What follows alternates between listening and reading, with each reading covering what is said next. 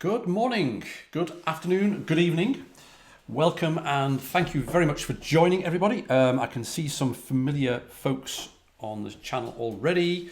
Good morning, good afternoon, Srikanth. Sorry about that, good afternoon. I'll just adjust my camera. I'm not sure what those black bars are above and below. I think I've got the resolution wrong, but never mind. It looks right. It's a beautiful morning here in Manchester. On my run this morning, it was crisp and chilly. No wind, lots of bird song, and no people, which is nice. Anyway, so I've got a super special episode for you today. We're going to have a lot of fun because we have a special guest, my friend and colleague, Max Streifeneder, is here with us. You probably know Max if you're a regular on the live stream. You probably know Max anyway because he's a regular as well in the live stream family. And colleague of mine, along with a number of other folks, based in Munich, but today he's somewhere else. We'll find out where that is shortly. And Max is going to take us through some application programming model goodness, but with a Java slant, which is very exciting. But not only that, we'll be looking at, or Max will be taking us through doing some CAP stuff with Java. With SAP Web IDE rather than VS Code or Vim, just to sort of mix it up a little, because one of the ideas of the application programming model is that it's not restricted to any one particular language or one particular platform or any particular editor or IDE. So that's really exciting. So I'm going to switch. Oh, good morning. I've missed the chat already. Antonio, good morning, sir. Helmut, good morning. MKGE. MKGE. Now, I should maybe know those initials. Good morning anyway. Mahesh, good morning to you. Leo, good morning from another office in Frankfurt. Napit, good morning, sir. Nice to see you on board. Yes, also good morning, Leo. So Antonio and Leo, are you in the same office? Fritzau, good morning to you, sir, as well. Okay, so let's get going. I've got just a few bits and pieces of news. Not very exciting, but anyway, let me just switch to the main screen. J. Paulina 68, good morning from the Netherlands. Good morning to the Netherlands from England, from Brexit land, nightmare land. Anyway, if you haven't already, have a look at this poll here. I'd be interested to find out. I'm going to put the link there. I was watching some videos yesterday and people pronouncing the etc directory in a really strange way, etc, which is like what? But then I thought maybe that's the origin of the maker, the craft website, Etsy, ETSY. I don't know. Anyway, put your thoughts in that poll there. There we go. As we mentioned on the last episode, we've got the regular weekly Friday slot, which is this right now, which is at this time. And we did have a so-called occasional midweek slot as well. But that I found, and I think you found as well, maybe was too random, too occasional. It was quite hard to give you enough notice as to when the next midweek one was going to happen. So I chatted briefly in the last episode about this and also on the Slack channel, which I'll tell you about in a minute. And a decision is to make it fixed in that it's every 2 weeks now. So you can sort of guess or work it out. So it's fortnightly, every 2 weeks. Same time, same day. So 3 p.m. in Manchester. Which are obviously these times at the moment with all the daylight savings. I've got to sort of make sure, and thank you again, Srikanth, for keeping me honest there on the time zones. And if I've got the time zones wrong, let me know. And if the time zones change as well, and I've not noticed, let me know. So the first fortnightly Wednesday slot will be next Wednesday. So that's going to be, looking at my calendar up there, that's going to be the 17th of April. So I'll put that in the upcoming section at the end of this thing here. But today, we're going to look at Java with SAP Cloud Application Programming Model. The other thing is, I think some of you have seen this already, I've created a new feedback form, which I'm going to ask you to fill in, and it's an episode-specific one. So basically the idea is that right at the end of the episode, as you're logging off from Twitch, just go to this this feedback form, which is hands-on SAP Dev episode feedback. There's a bit.ly link there. I'll put that in the channel. Michael, good morning from Gelsenkirchen. I know Gelsenkirchen. I used to live in Krefeld. So yeah, episode feedback here. And the nice thing is, all you need to do is choose the episode for which you want to add feedback. Of course, I've not typed this in. I've written a little script to do this, which grabs the episodes from a spreadsheet and squirts them into this form. If you're interested in how this works and how I went about building this Google Apps script thing to pull the episode list from a spreadsheet, which is where I keep all the stats and everything from Twitch, and manipulate the form, sort of dynamically add these episodes to the chooser. Let me know, and we can use maybe the midweek ones for sort of these off-piece things. So anyway, that's that. I'll hopefully remember to remind you at the end of this episode to fill in the feedback. If I don't remind you, somebody please remind me. Do a meta reminder. There we go. That's that.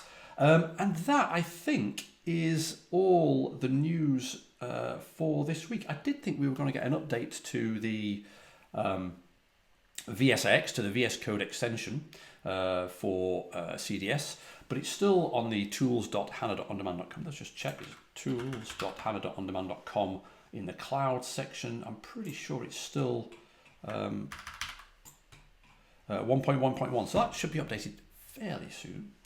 Anyway, right, let me go to my interview Twitch scene, which is not much different, but it puts me right at the bottom there.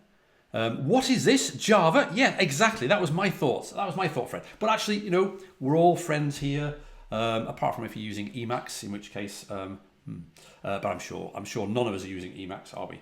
But yeah, I mean, Java or the Java virtual machine is a wonderful thing. And each to their own. With that, let me bring Mr. Max Streifeneder. I'm going to make that full screen and say good morning, Max. Hey, good morning, DJ, and everybody who's following us. Good morning to you. Now, I've been using Emacs a bit for programming language courses, but okay, I'm going to ignore that, Fred. Sorry, good morning, Max, and you're coming to us live from, tell us, where? Timisoara in Romania, because I'm already here for my session about serverless tomorrow in Timisoara. Brilliant. Okay, so I'm guessing J. Paulina says good morning, Max. I'm not sure whether you can see the stream or not. You've probably only got one screen on with you, haven't you, on your laptop, so you can't see the exactly. the chat. So I'll relay any messages to you, and also I'm guessing people will shout, please, on the stream if you can't see Max or can't see Max's screen. Max is sharing his face right now. He's going to share his screen shortly. So Max, why don't you just? I know some people know you already, but just give us a bit of an introduction. Tell us about yourself. I'm 27 years old. I'm based in Munich. I'm a developer evangelist just like you. A little bit about my history. I started as a Java developer in the banking sector in Munich. Switched over to SAP topics like ABAP, SAP Business Warehouse for more or less 5 or 6 years. Was a beginning, and since the beginning of 2018, I'm covering cloud platform topics, IoT, and the Microsoft partnership in developer relations. Fantastic. And you're saying you're giving a talk on serverless. Yep, hopefully, or most likely I'm giving a talk. Excellent. Well, that sounds quite exciting and very modern and in the moment. And talking of modern and in the moment, you're on this episode today to tell us a little bit about CAP, which some of us know about a little bit already. So what I'm hoping is that some of the stuff you're going to show us should be fairly familiar, which is nice. It's always nice to sort of learn new stuff on the basis of stuff that we already know. But what we're also going to see is some really interesting stuff from the SAP Web IDE perspective, right? And also how we might think about customizing our service using the same CAP API before, on, after those hooks, but from a Java perspective, right? Yeah, you already told everything I wanted to do today. So. Well, that's good. That's good. It's always nice for people to. Sorry, I was just shouting there. Michelle's just walked in the room, and I scared her to death. Sorry, Michelle. Good morning, Michelle. By the way, from everybody here. So yeah, why don't we get started? And I'll stop talking, so I won't give away all the secrets. Max, if you would like to share your screen, even though you're looking very handsome there with your Errol Flynn moustache. Sorry, that made Michelle laugh then. So yeah, you share your screen, and I'll hand over to you. The floor is yours. And while you're doing that, I'll be looking away because I've got a message on OBS saying, encoding overloaded. Consider turning down video settings or using a faster something or other. Dropped frames 1%. So I might try and adjust something, or maybe I won't, because it might break something. So if I'm looking away, it's not because I'm not paying attention. It's because, well, I'm not paying attention. Okay, over to you, Max. All right. Okay. Just tell me if my screen is already shared. Yes, I can see it, and I guess maybe 20 seconds later, the folks will be able to see that as well. That's about the delay. All right.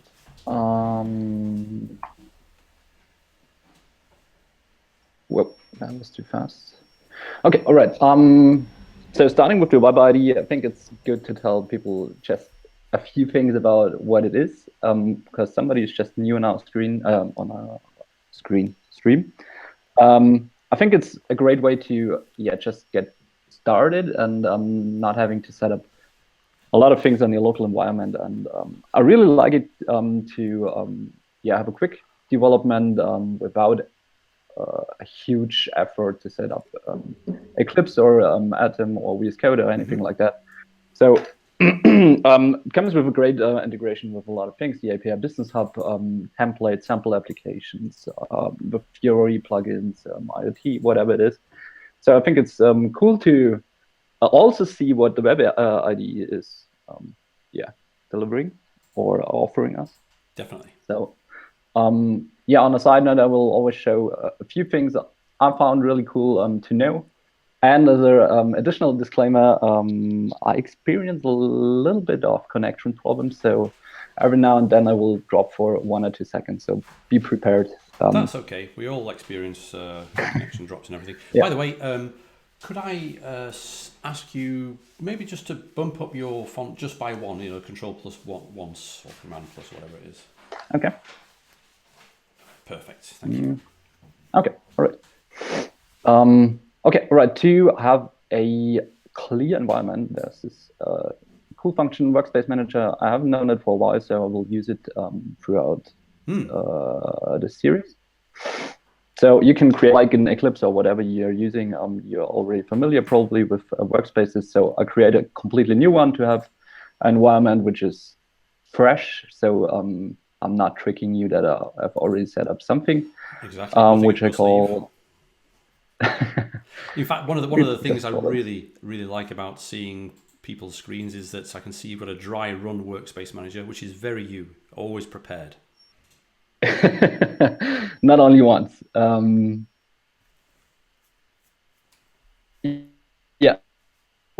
before 7, and I didn't know that the SAP office in Romania isn't allowed to welcome people before 7, so I entered the office before 7 and I activated the alarm, and I wasn't able to just deactivate the alarm and raise my hands in order to be prepared for the police. What a good start in the morning. So we have a completely fresh workspace here without anything in it. My project Explorer is fresh too. So what I'm going to do in the beginning to be prepared for anything we do now is to set up my target environment, my target Cloud Foundry environment where our DB and where our application will be running. So the Web IDE has to know where it should deploy the things. which is called the API endpoint. You will face this in several situations, no matter if it's on your command line interface or wherever in the web IDE or in the cloud cockpit. Mine is here, to be honest, a internal environment, which you can see on the URL up here, because frankly speaking, I've messed up my trial environment, so I'm not able to use it anymore. Love that honesty. So the API endpoint is, in this case, for me, an internal one. Yours might look a little bit different with API EU10 if it's the trial environment in Frankfurt, for example. And I do have also a internal organization and a space where I'm assigned to. But everything we're seeing here, all of the live stream folks on the channel, they can do this themselves in the trial environment, right? Yeah, it's exactly the same process, except for when you deploy your HANA artifacts. In your trial environment, you don't have to care about anything. Just deploy your HANA stuff. If it's an enterprise environment or something like that, you have to ensure that there's a HANA database set up or a HANA as a service set up before, so all your stuff can be deployed. But you get that for free, as it were, and managed for you in the trial. Yeah, exactly. Perfect. Okay, so we've set up that and are more or less prepared to get started. We create a new project from scratch, and I always use this project from template. It's more or less the same as your CDS init, so it asks you for some information like your DB or your module, which you see in a few seconds. So the entry point is the Cloud Platform Business application, and I really like this diagram on the right-hand side. Yes. I think to repeat it is not a bad idea and a good habit in order to learn perfect. So everything on these layers are covered within CDS, and the only difference between what you've done already with Node.js and this session today is that it's on the one hand side in Web IDE for sure, but it's only difference in the middle of this architecture. So your business logic is not handled in Node.js today, but in Java. Everything else remains the same. CDS files for data model and for your services is exactly the same. Yep. All right. Let's call it bookmarks. It's not bookmarks, it's bookmarks. That's a good name for a bookshop, bookmarks. The MTA details, we keep it for now. Maybe we covered later in another session. Okay. We don't need it right now. And now is it's necessary to define which language you want to have your services in. There's also the option to do that in Node.js as well in the Web IDE. And we take the HANA database this time because it's the only option in Web IDE right now. I don't really care about which database version it is. We will only need the table store, nothing on a native side. So we'll just take it as it is. And I want to have some sample files that we can start right from the beginning with some structure and don't have to create the files. Yeah, so that's the same sort of thing as we get when we do the CDS init, right? We get a little bit of a sample entity definition and so on. Yeah, exactly. All right.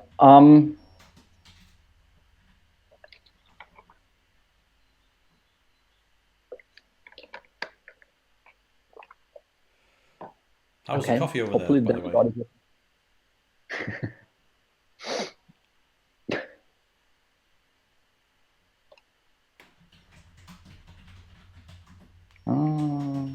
Okay, perfect. Usually it doesn't take that long. That's always a quote which is necessary in demos, I guess. Yeah, exactly. Just to make us panic slightly. Why don't we just explore what's been created? So we have a DB folder, we have a service folder, we have a MTA YAML, which we don't care about now, and we have a package JSON, which is exactly the same as when you create it locally. The only thing Web IDE already does, because we've defined that we want to have a HANA database or we want to deploy it to a HANA database, it's already adding the information that we want to have it for HANA. I think it's different when you do it locally or when you've done it locally with SQLite. You only get this information when you deploy it or when you compile it. I'm not really sure anymore. Yeah, that's right. So when we've seen this in a previous episode, when we do the first time we do a CDS deploy on the command line, we have to specify what I call the driver name, in that case SQLite, and the database name, because of course SQLite uses file name. So deploy to SQLite database name.db, and then that gets written to this CDS stanza in the package.json. But of course here it's HANA. And in fact, we've got a question from J Paulina 68. Can we also connect with SQLite as the database here in this context? I'm not aware of that it's possible in the web IDE. No, I don't think so either. No. I think the SQLite is for sort of local development, but in the cloud context, we can use an HDI container. Yeah, exactly. I thought about exactly the same topic just yesterday evening. You might investigate into get SQLite in Cloud Foundry running, but I'm not really familiar with that. No, exactly. Our friend and colleague and boss, Riley, hacker extraordinaire, I know that he's been messing around with, in a good way, seeing what's possible in terms of getting SQLite running in Cloud Foundry. I'm not sure whether Riley's online. I mean, it's in the middle of the night for Riley, so maybe not, but we will see. But yeah, I mean, within this context, in the wizard context and the sort of stuff that comes out of the box, I guess the answer is no. You've got the HDI container with HANA. Yeah. Okay. If you're gonna go one level deeper and have a look at what's already created, it's exactly the same as when you do it with Node.js. Again, I'll repeat myself, but it's exactly the same as for the business logic. Mm-hmm. So we have a data model CDS with some sample data, because I've checked the checkbox in the beginning. We have the service definition with some sample data. And what's good to know is this POM file, which is Java specific, which is more or less just an artifact of Maven defining how the project should look like, which resources we need, more or less the same as with NPM and the package.json for Node.js. But that's, I think, a little bit overwhelming right now for that's a good word, people who are not really familiar with Java. So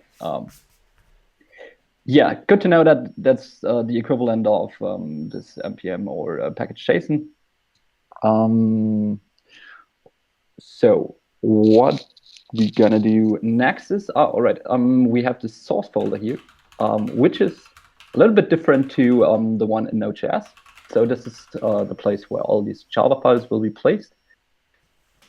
The source folder over here is still empty because we don't have any generated files yet, or we don't have any CSV files yet.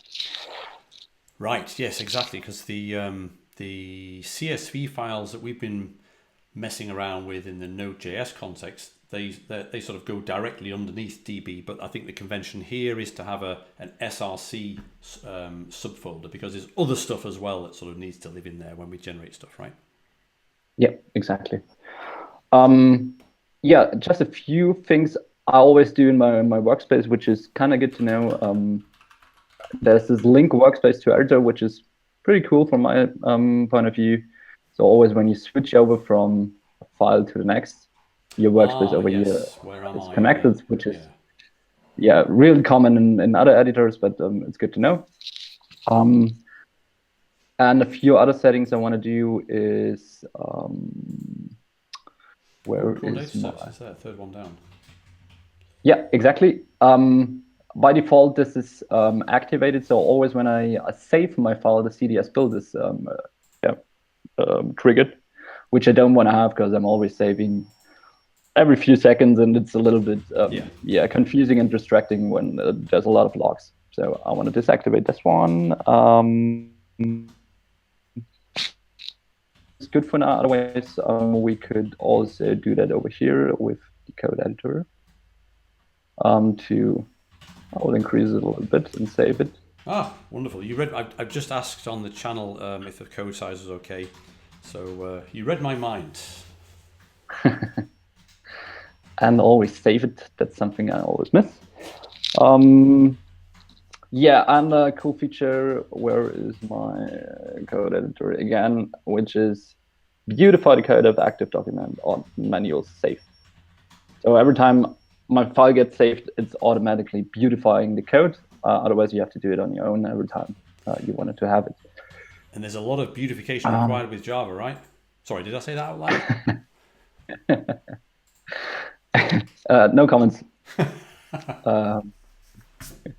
All right, so let's get started. I want to start with my database. So I've already prepared some sample files which we could deploy to our HANA database. It's a zip file basically with 4 files. You can see that in a second because I'm extracting it here. Really important is, in this case, I do have already the source folder within my zip file, so it's asking me if I'm okay with overriding the files since there is no overlap right now. Right, I'm totally okay with that. That's good. And so you're bringing in some data files, right? Some CSV files. Yeah. Yeah, exactly. And pretty important is that it's exactly this folder structure, that it's below source and in the CSV directory, which is different for SQLite deployment. So Yes. that should be taken into account. So we have 3 files. Yeah, it's well, I planned to do it otherwise, but anyway, so we have 3 files. We have orders, we have books and orders, and we have a HTTP table data, which I'll come to in a few seconds. You definitely need it in order to connect your sample data with the target tables in your HANA database. So pretty cool to have some sample data, but without any data model, we are not able to connect those 2 worlds.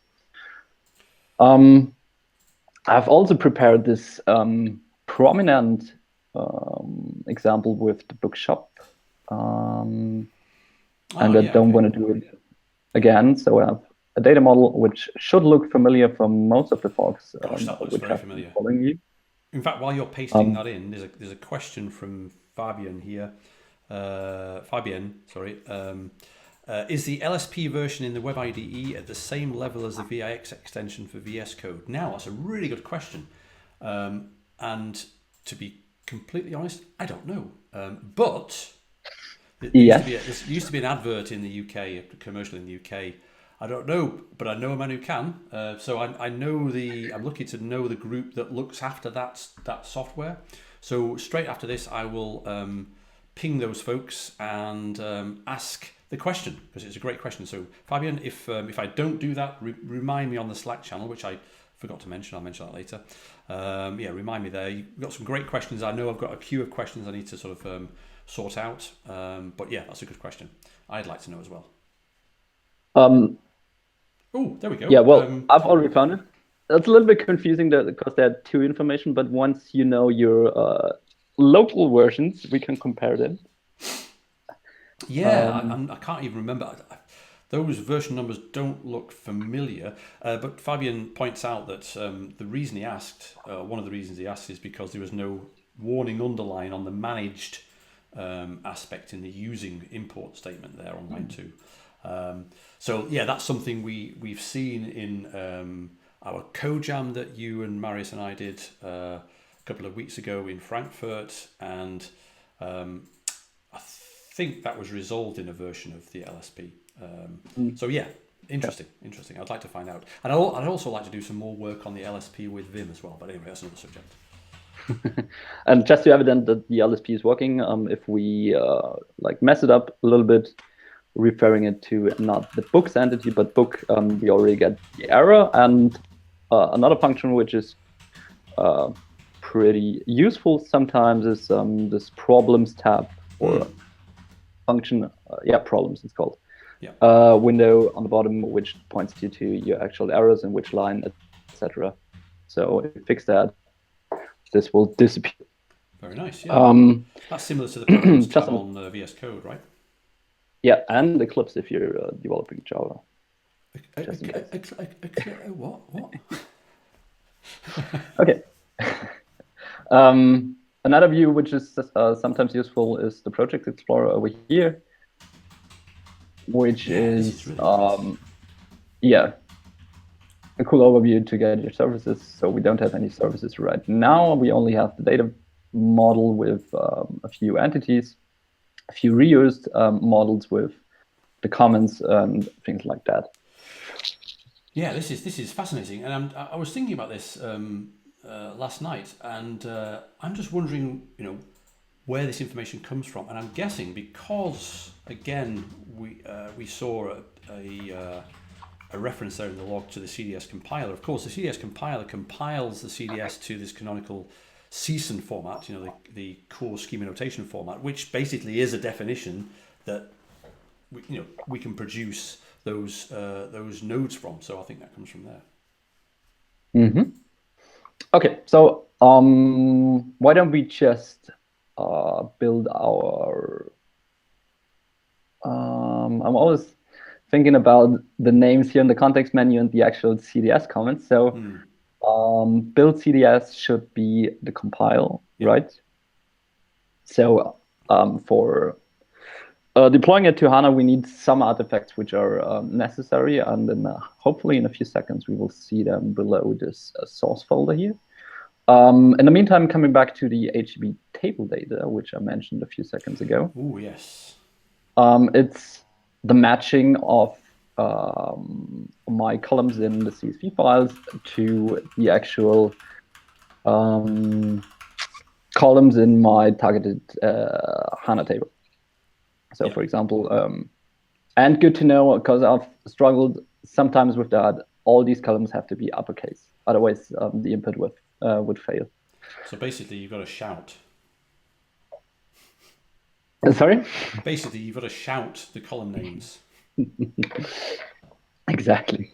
So yeah, this is different to the SQLite based persistence layer, where the convention is to use a specific name for the CSV file name and have the right columns in the first place inside the CSV. But here with the HTTP table data, we get more flexibility because we can specify the columns that we actually want and specify the file names, even if they're sort of non-standard. Yeah, exactly. So as in the meantime, my build or my compile was completed, there is an additional folder with the name gen for generated. And why don't we have a look in there? We have 3 HTTP CDS files. We have one catalog service, which is referring to this sample data down here. This one, and the common countries, because we've referred to in our data model some aspects and types and entities why the common. And we're also getting that catalog service _books.http because you did the build CDS from the root node in your project, right? So it picked up not only the data model CDS file, but also the cat service CDS file, right? Yeah, exactly. Okay. Do we have time to just have a look what's in it? Oh, yes. I mean, again, by the way, I think I know the answer, but I would like to know from the folks on this live stream whether we should have Max back. I definitely want Max back. And so there's plenty of time. We don't have to do it all in this session. So let me know if this is interesting to you all, and whether we want to see Max back. Of course we want to see Max back, so I'm expecting only one answer from you. But anyway, no pressure. Let's no pressure on the family. So yeah, let's have a look inside here actually to see what's in here. It's always good to look. Yeah, it's more or less just the SQL statements for defining your artifacts in the HANA database or your API container. And I think this is a good pointer to just compare it where you compile your tool. So, exactly. So we did look at this, didn't we? Quite a few episodes ago, when we were first exploring the CDS command line program. CDS compiler was something we looked at, and in fact I just happen to have the books entity definition. Let me just switch to ooh gosh, that's big. That's why I was serving myself that thing. Oh, there we go. Anyway, where is it? Here it is. in temp, I've got books.cds, and this is very similar to what you've got there, Mac. I don't know whether you can see my screen or not, but anyway, this is very similar to what you've got in your data model.cds. And so we've got entity books and key ID integer, title localized string, and stock integer, right? That'll do for now, it doesn't really matter. If we say cds compile books.cds to SQL, we get something like that, create table my book. But we can also do to HANA, which we saw last time, and we see pretty much the same as what you've got there. Let me just put my screen, that thing on the right there, make it a little bit smaller.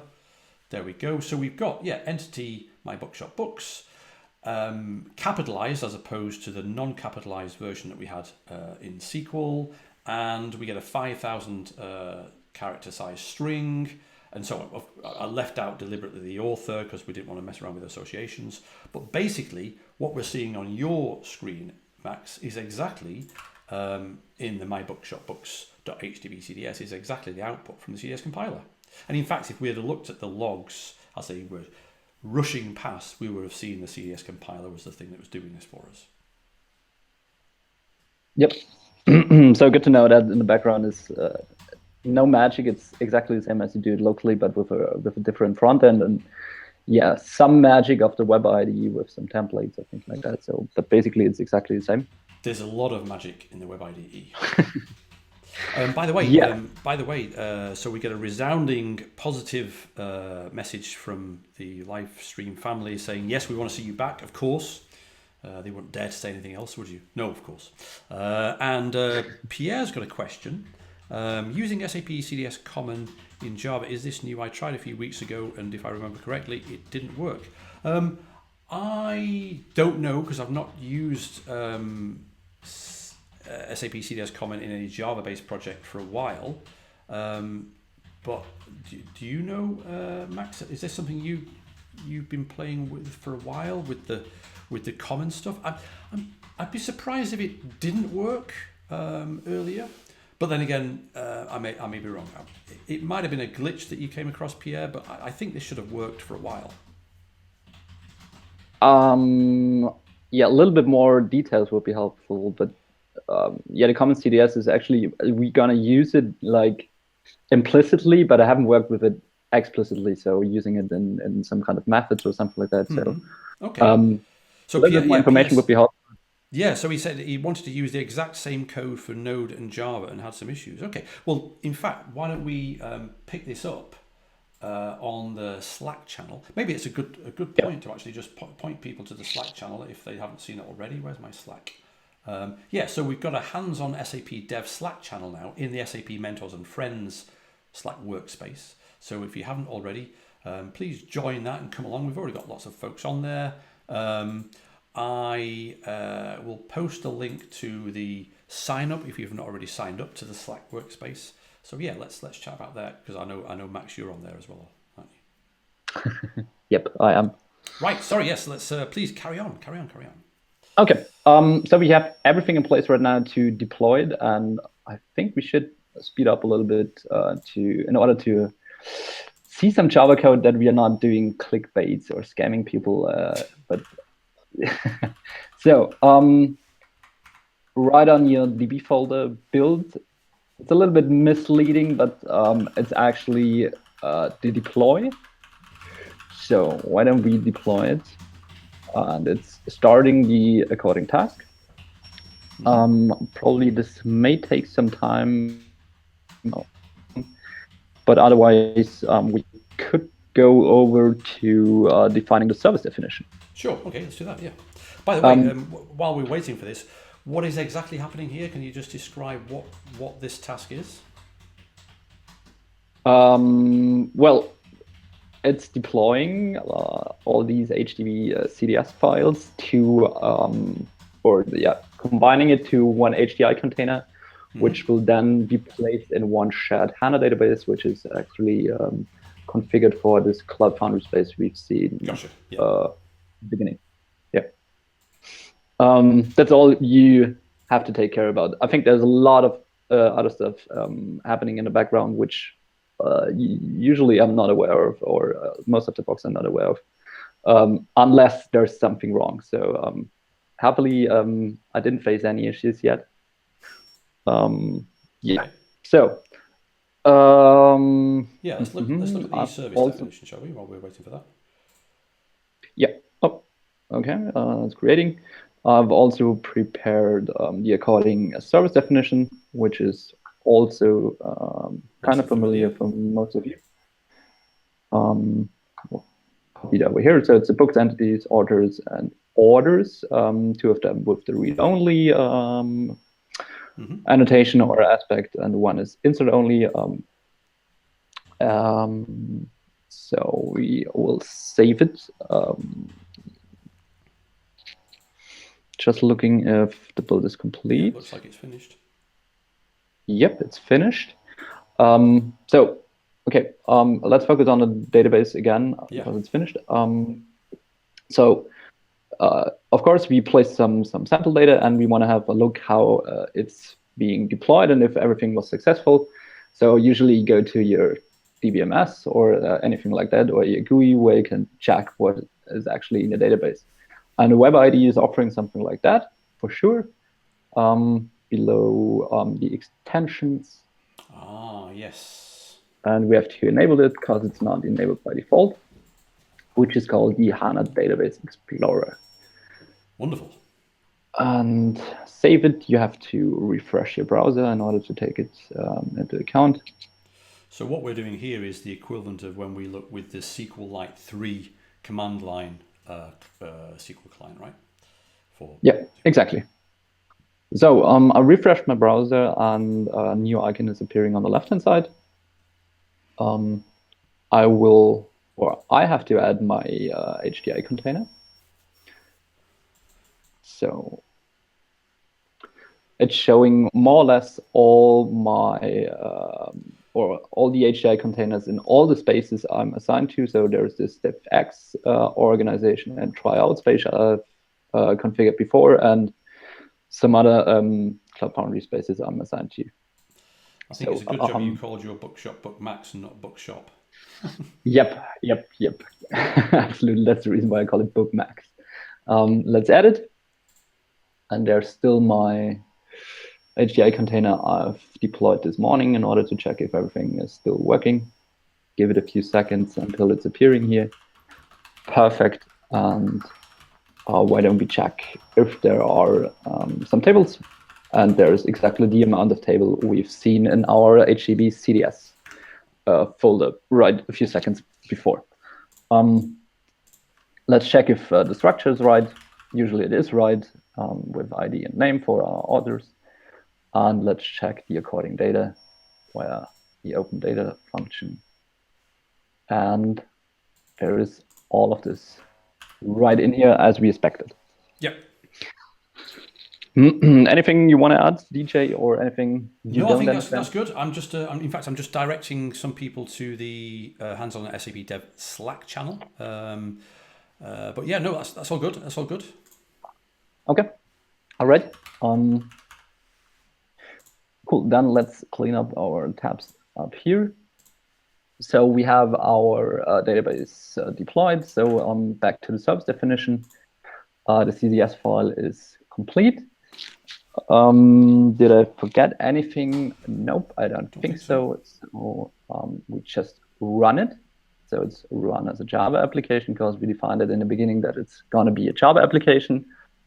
So as a reminder, we don't have any Java application yet. So it's all the generic implementation, which is coming with CDS now. Gotcha. Yeah. So this is the equivalent of when we do a CDS run or a CDS serve all. And of course, that's Node. And again, like here, there's no code that we see or we've written. It's just part of the CAP service. But shortly, I guess we're going to see some actual Java of our own rather than the standard service Java. Yep, that's my plan, at least. Always good to have a plan. Always got to have some coffee as well from my SAP Coffee Corner radio mug. yes, very nice.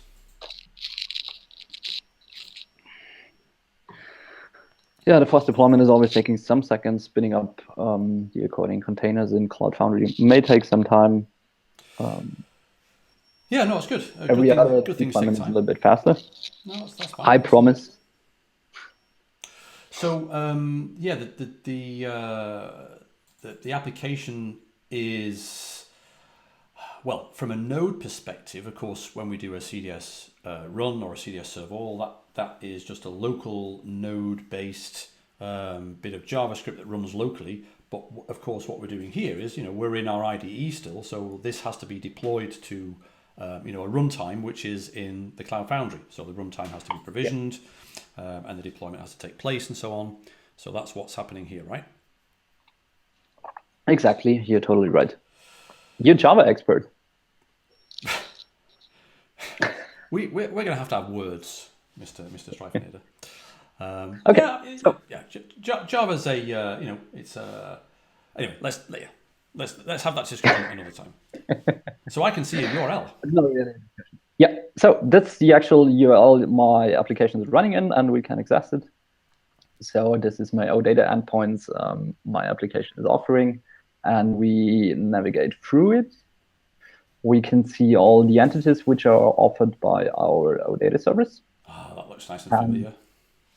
With all these familiar operations like metadata, hopefully.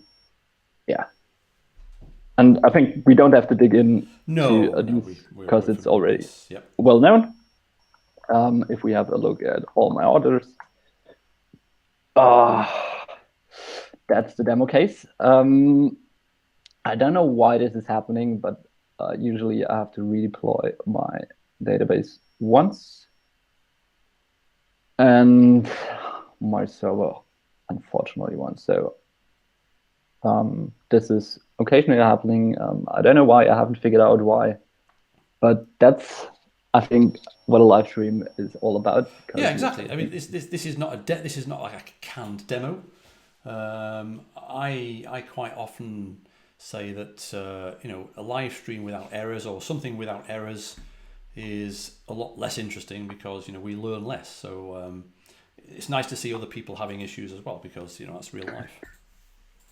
So in the meantime, I deployed my HDI container again and just refreshed my OData service, and now the data is coming. And this is the same service. It's just that you redeployed, right? Yeah, exactly. And my server is still, my Java application was still running, so it's just fetching up the HDI container again.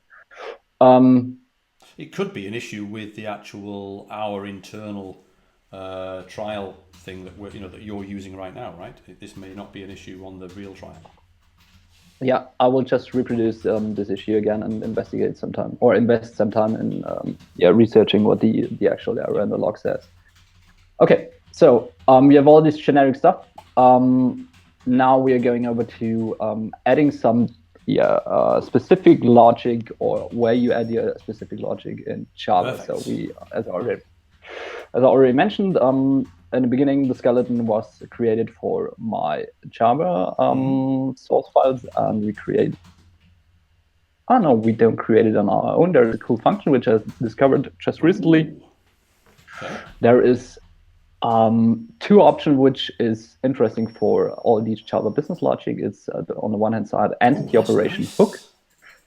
And there is one custom entity operation, which I cover in a few seconds because we have a look at the documentation, which is brilliant from my point of view. Wow, this is really cool. No, it's not really cool because it's not reflecting my last changes. It's all just, but it's also live. I do have more entities than just the books entities, which I could cover. So going back to where I am, this wizard we already had just here is catching up my EDMX files and the resources. And if we have a look at this XML file with all the metadata, there's only my books entity right now. So that's using that to work out what to offer you. Yeah. And to get this updated, we have to rebuild our CDS files for CDS. So this is somewhat a work in progress, right? Not really sure, because you've changed your CDS file, the metadata file will not update accordingly without any action. So that might be on purpose. Possibly. So Possibly. the build is completed. And if we have a look at the Speak up. catalog service again, we have some other entity sets. And if we go back and say we have some operation hooks, I now can choose. Nice. I can choose now which entities I want to add some hooks. Like I want to add some hooks to my orders. Okay. And there is the according package, which is called my company handlers, a new Java class. And now some attention. Wow, here's our first Java code, which we promised a lot of times. So that's just the actual skeleton for our handlers, which is good to know and which is really good from my point of view. We just collapse all here in order to not get overwhelmed. There's a really good documentation on how this is all working and which option I do have. Was this copy successful? This diagram is really needed in order to know which hooks are offered and how they're gonna reflect on the actual business or the overall logic. So we have kind of like a before operation. So whenever you're gonna execute a create, read, update, delete, or yeah, exactly, we can just hook in before or exactly the same as after the actual operation. And a lot of and a lot of other stuff. So in a transaction and transaction, things like that. And we can actually replace the generic operation, which is delivered by cap by default. So every time we create a new project and we don't have any Node.js or Java files yet, there is a generic operation offered by cap. We can override that and replace it by our own logic, which is if we come back to... it's always good to have that possibility, right? Yep. If we come back to what I've done just now is new entity operation hooks, which is before and after. And if we have custom entity operations, which I just create another file in order to see what's happening.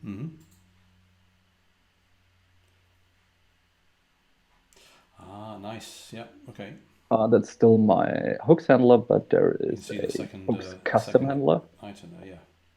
By the way, while you're looking at that, Fred says it's really cool, and yes, the documentation is good as long as you use Java, with a little smiley face. I know that Fred's sort of kidding, but also I would also say to that you know, if you're using Node.js, you just look at the source code of cap. You know, like we did. There's some. I heard there was some idiot at SAP Inside Track Frankfurt who gave a keynote and just showed source code of cap on screen. I don't know what that was all about, but yeah, you can. Okay. So 5 minutes left. Why don't we just try to... Wow, that's cool. Shout out to all the attendees. If somebody knows how to uncomment a block comment like this one here, just tell me. I haven't figured out how to do that. Can you not highlight it and then press Command/ or something? Oh, that was what my natural fingers would do. I don't know. No, that's only applicable for JavaScript, unfortunately. Okay. So in order to get your hook implementation working, it's necessary to add the annotation before or after, whatever you want to have, and the right service name and the right entity like in your service definition. So our orders and catalog service, if you're going to double check, we have the catalog service and our orders. So this should be fine. Everything else, like the class name and the method name down here, is completely irrelevant. You can call it like you want. It's this is life should work. there are some errors because we don't have all the imports right now. Because I'm a lazy person, WebID is offering me some help. If we do a right click on the problems down here, we can organize all the imports. Nice. And all my errors are gone. So let's see if our hook is working. We don't need any specific implementation. Just have a look if there is an output. We will add a logger.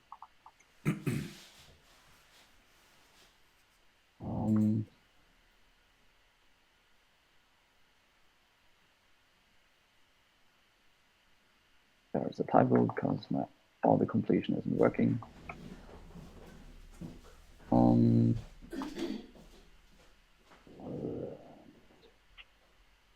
What's that? That's my order.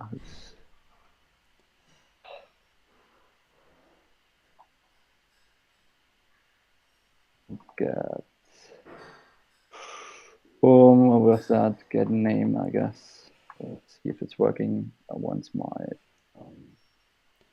now this is what I like to see: real live coding on live stream. It's fantastic. Here, logger. So cannot be resolved because I haven't imported it yet. So it's a class from SLF4J. Oh yes. And this one, Java logger cannot be resolved. Change import logger. It's only a warning because we haven't used it yet. So let's go on and log something out. Log.error.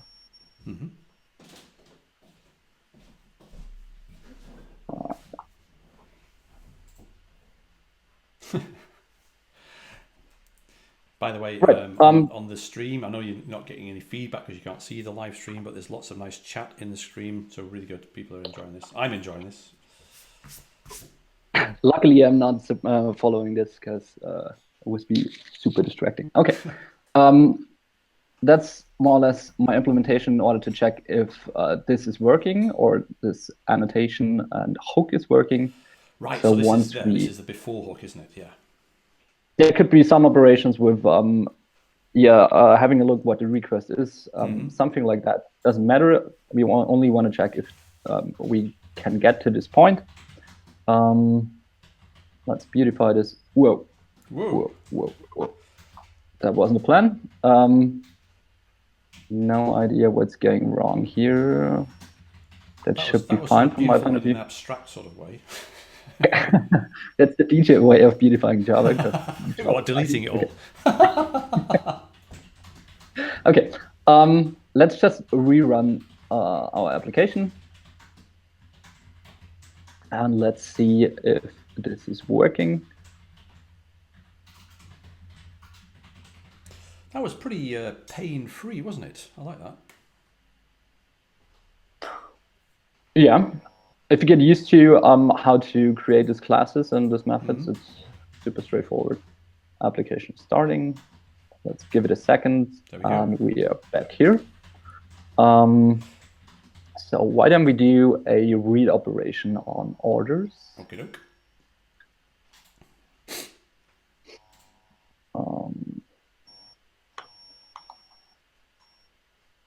And let's take this one as a order operation.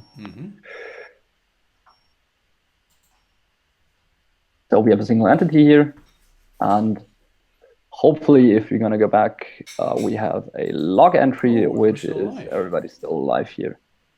Excellent. Yeah, and I think we are pretty in time. It's 1 minute before 11. Hopefully, you're patient with me. And yeah, DJ, if you want to say something, or if you want to follow up with something, or correct me if I'm wrong with something.